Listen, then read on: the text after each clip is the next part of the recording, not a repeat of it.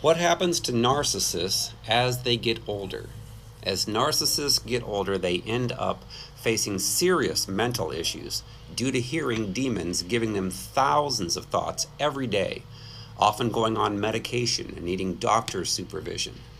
As they reach their late 30s, they become very challenging for many to deal with. And then into their 40s and 50s, things will take a very negative turn as they lose their attractiveness.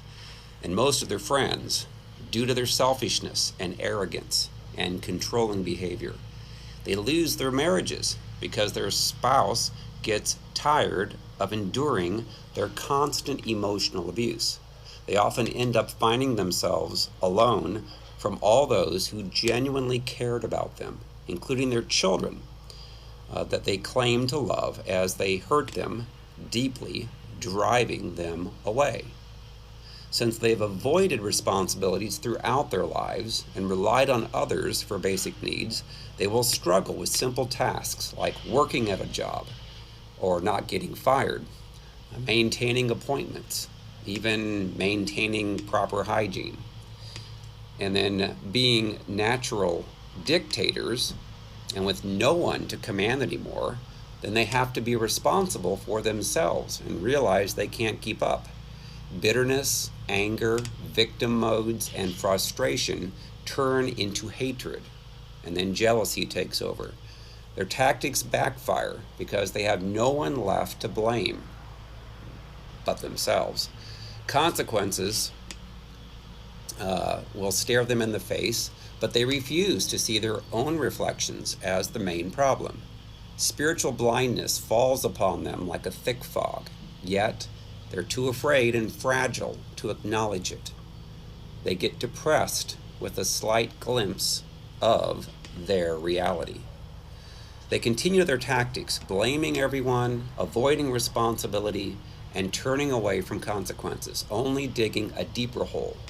Their delusions deceive them into thinking that they can find yet another victim or a new way to manipulate, still believing that they're smarter as their demons tell them. However, their attempts backfire repeatedly. So, they often will develop dementia due to hearing their demons their entire lives, and then they're finally given over to them after rebelling against God. They often develop physical sicknesses and diseases, including cancer, due to their bitterness, as they could never forgive their own parent or whomever else hurt them as a child. Matthew chapter 18, verses 21 through 35 talks about that. If you refuse to forgive, you'll be turned over to the tormentors, and that's what demons do. So some who knew them will feel sad for the narcissist, pitying them, trying to help them overcome their shame and their failures.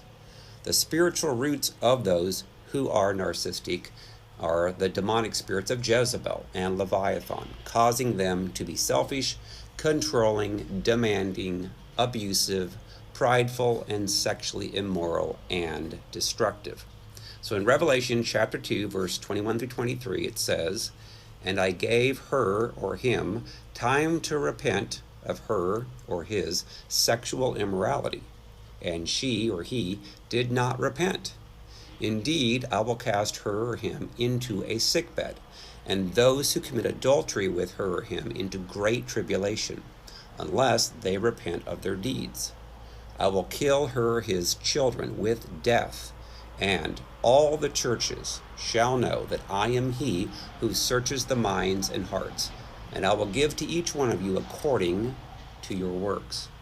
So I have a book called Freedom from Soul Wounds and Demons. It's helping thousands of people around the world who struggle with these narcissistic tendencies to get their wounds healed and to be delivered from their demonic spirits.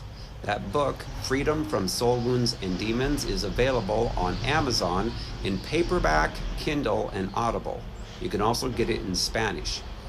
Also, I do personal sessions for people all around the world. If you're interested in that, go out to our website, restored2tofreedom.com, and then click on the form and submit the form to me.